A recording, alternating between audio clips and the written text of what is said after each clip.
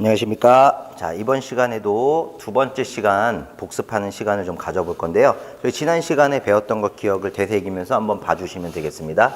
지난 시간에 미분연산자라는 거 했었죠. 그래서 미분연산자라고 하는 녀석 중에서 반드시 좀 기억을 해주셔야 되는 것들이 몇 가지가 있었습니다.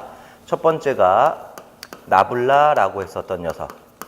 그럼 나블라라고 하는 녀석의 모양 기억하셔야 되고, 이 나블라가 어떤 쓰임을 갖고 있는지, 라운드 X의 라운드 I 더하기 라운드 Y의 라운드 J 더하기 라운드 Z의 라운드 K라고 하는 녀석, IJK가 들어가는 벡터 성분이 나온다는 얘기고, 요 모양, 라운드라고 읽었던 요 모양들은 편미분을 한다라는 의미였다는 거 반드시 알고 계실 거예요.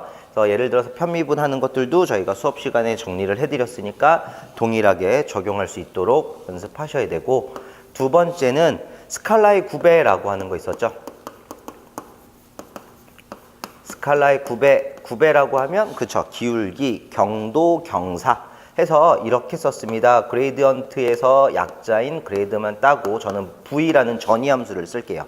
그럼 얘는 나블라 도트 V라는 녀석이 되는 거여서 나블라에다가 스칼라 V가 도트 프로덕트 되는 거죠. 그러니 라운드 X의 라운드 VI 더하기 라운드 Y의 라운드 VJ 더하기 라운드 G의 라운드 VK가 될 거다라는 형태. 이 형태도 기억하셔야 돼서 기울기라고도 불러주고 구배, 경사라고도 하는데, 기울기는 결국 스칼라라고 하는 녀석을 뭘로 바꾼다? 벡터로 바꾸는 녀석이더라 라는 거 기억하셔야 돼요.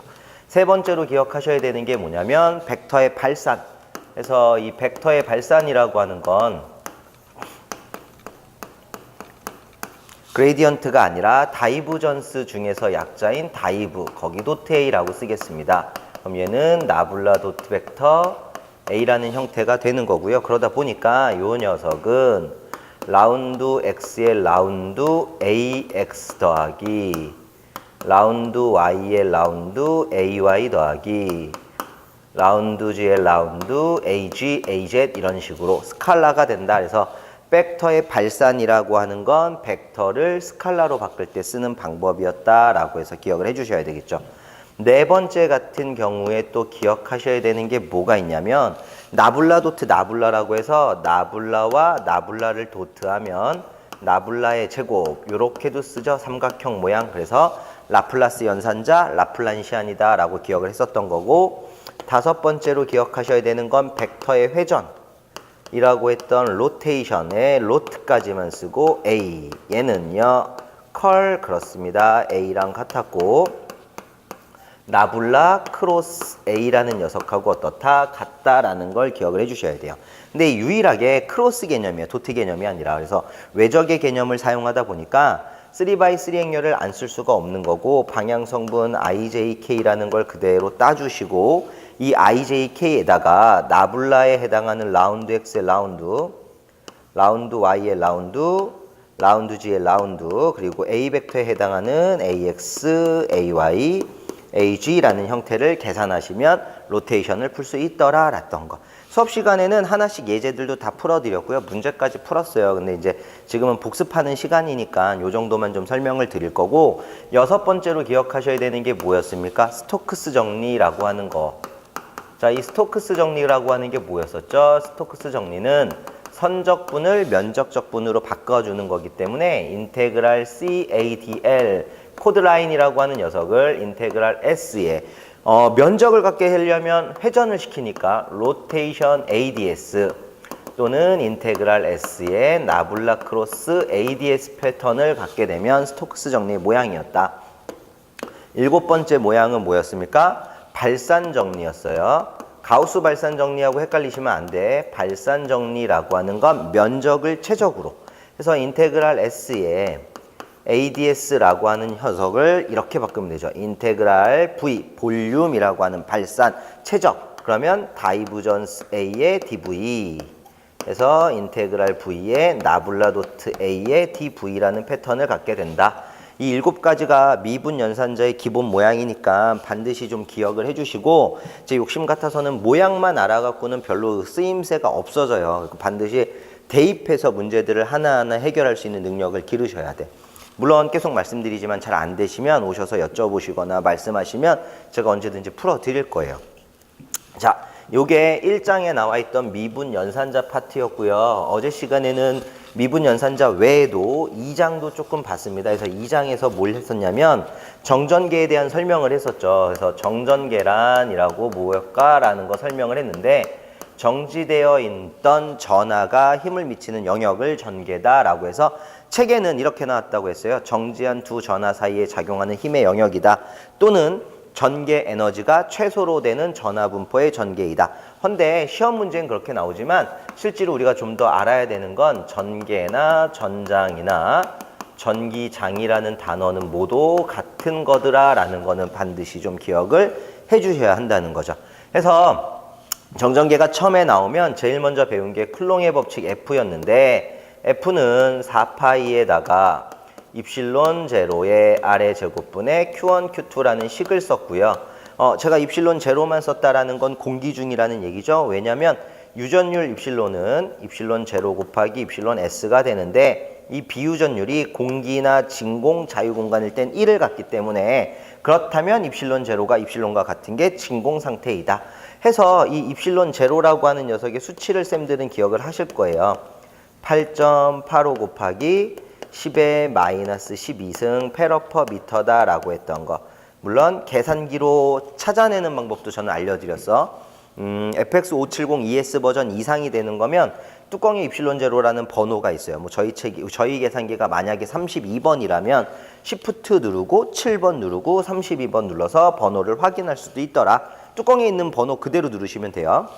그런데 이런 상수가 정해져 있고 파이는 원주율이니까 4파 입실론 제로분의 1을 쿨롱 상수라 하면 대략 약 9 곱하기 10의 9승에다가 아래 제곱분의 Q1, Q2라고 하는 식으로 바뀔 수 있더라. 힘이니까 뉴턴을 쓸 거다.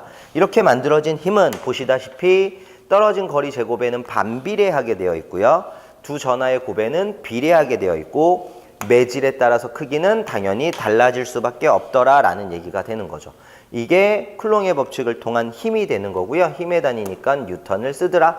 참고로 MKS 단위기에서는 힘의 단위를 뉴턴을 쓰지만 CGS 단위기에서 쓸 수 있는 다인이라는 것도 있다 그랬어요. 1다인이면 10의 마이너스 5승 뉴턴과 동일하더라. 물론 1kg이라고 하는 질량을 줬을 때는 9.8 뉴턴과도 동일하더라 라는 것도 기억을 해 주셔야 돼요.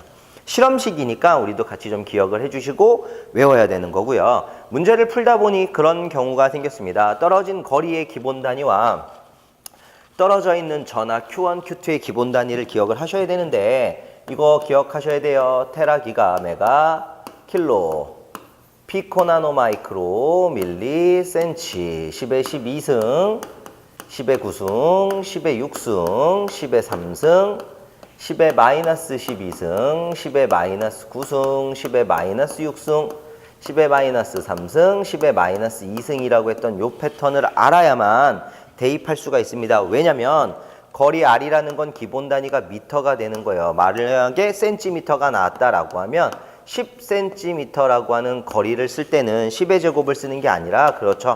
10 곱하기 10의 마이너스 2승 이런 식으로 단위를 환산해서 넣어야 된다는 거 기억하셔야 되고 Q라고 하는 전하의 기본 단위는 쿨롱이기 때문에 만에 하나 100 마이크로 쿨롱이다 라고 나왔다면 100을 쓰는 게 아니라 100 곱하기 10의 마이너스 6승 이런 식으로 바꿔서 넣어야만 정확한 답을 얻으실 수 있더라. 그걸 위해서라도 단위를 꼭 기억하셔야만 하더라.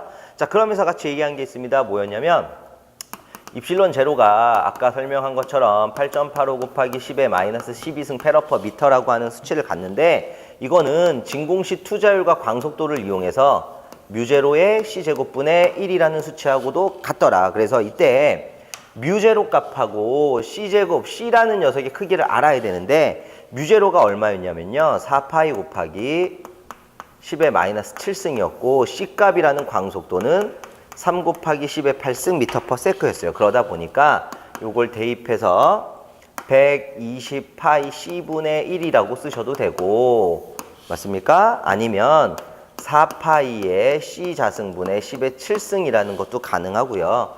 얘도 싫으면 36파이분의 10의 마이너스 9승이라고 하는 녀석들도 수치들만 대입하면 얻어낼 수 있는 결과였다. 그래서 같이 좀 기억을 하고 계셔야죠. 어떤 형태로 물어볼지 모르기 때문에 모두 다 기억을 하셔야 돼요. 자, 그러면서 우리가 같이 배운 게 뭐였냐면 전개의 세기, 전장의 세기라고 부를 수 있었던 기호는 2, 기본 단위는요. 맞습니다. 뉴턴 퍼 쿨롱, 볼트 퍼 미터, 암페어 옴 퍼 미터, 물론 줄 퍼 쿨롱 미터라고 하는 녀석도 쓸 수 있는데 수업 시간에는 단위가 이렇게 바뀌는 과정까지도 제가 보여드렸어요. 근데 지금은 뭐 그것까지는 할 수 없고요. 좀 기억해 주시는 거야. 아, 여기가 안 보일 수 있으시니까 여기다 다시 밑에다 써드릴게. 뉴턴 퍼 쿨롱 다음에 볼트 퍼 미터 다음에 암페어 옴 퍼 미터 다음에 줄 퍼 쿨롱 미터라는 녀석까지도 같더라. 근데 이 전장의 세기라고 하는 녀석은 기호로 2라고 하고요. 요 2라고 하는 게 R미터 떨어진 지점에, 즉 Q2가 있던 자리에 단위 전하라고 하는 1쿨롱을 누는 거기 때문에 4파 입실론 제로의 R 자승분의 얼마로 계산을 하자. Q로, 그럼 힘하고 동일한데요. 여기 Q 하나가 생략이 된 거예요. 그러다 보니까 힘 F라는 녀석을 구할 때 F는 Q2로 계산이 가능하더라. 그렇다면 2라는 전개는 Q분의 F가 돼서 뉴턴 퍼 쿨롱이라는 게 만들어지더라. 이게 전개의 기본 개념이고 반드시 중요한 건 R미터 떨어진 지점에 1쿨롱이라고 하는 단위 전하가 있을 때 만들어내는 게 전개의 세기라는 거 아셔야 돼요. 그러면서 전개의 세기를 계산도 해봤지만 이런 경우도 했었어요. 예를 들어서 전개의 세기가 0이 되는 지점을 찾으시려면 자, 하나가 마이너스 3쿨롱이고 또 다른 하나가 2쿨롱이라고 가정을 하면 두 전하가 이렇게 플러스일 경우 같은 경우에는요. 두 전하 사이 어딘가가 전개의 세기가 0이 되는 지점이 되는 거였고 만약에 하나가 마이너스 3이고 하나가 2라고 하면 크기가 3, 크기가 2니까 절대값 큰 쪽의 반대편 이 부분이 전개의 세기가 0이 되거나 절대값 작은 쪽의 외측 바깥쪽 이 부분이 0이 되더라 라고 했었던 거 기억하셔야 돼. 크기가 상관 있는 게 아니에요. 절대값이라고 하는 녀석으로 만든 부호를 먼저 보는 거예요. 부호가 동일할 때니 아니면 부호가 동일하지 않을 때니 라고 하는 걸 기억을 해주시면 됩니다. 또 같이 공부한 게 뭐였냐면 정삼각형 도체라고 하는 녀석을 하나 만들어서 두 개의 정점에 같은 부호에 같은 전하가 있다고 칩시다. 그럼 나머지 하나의 정점에서 전개를 구할 수 있는데 평행사변형 합성 원리를 이용해서 벡터도를 그려봤더니 이럴 경우에는 루트 3배에다가 전개 하나를 곱하는 거였고요. 하나가 마이너스가 되어 있다 해서 크기는 같지만 부호가 반대라고 했을 때는 그냥 하나를 계산한 것과 다를 거 없더라. 이렇게 계산한다라는 거 저희가 어제 시간에 전부 다 증명했어요. 수학적으로 증명해드렸고 계산기 사용하는 법도 알려드렸다고요. 그래서 집에서 이거 한번 짧게라도 보시면서 아 맞아 나 이거 배웠었지 라고 생각이 되시면 우리 책을 한번 봐주시는 거야. 내가 진짜 풀 수 있는지 못 푸는지. 그런 식으로 계속 반복하시다 보면 분명히 끝에 가서는 좋은 결과가 있으실 겁니다. 자, 그럼 다음 시간에 찾아뵙겠습니다. 수고하셨습니다.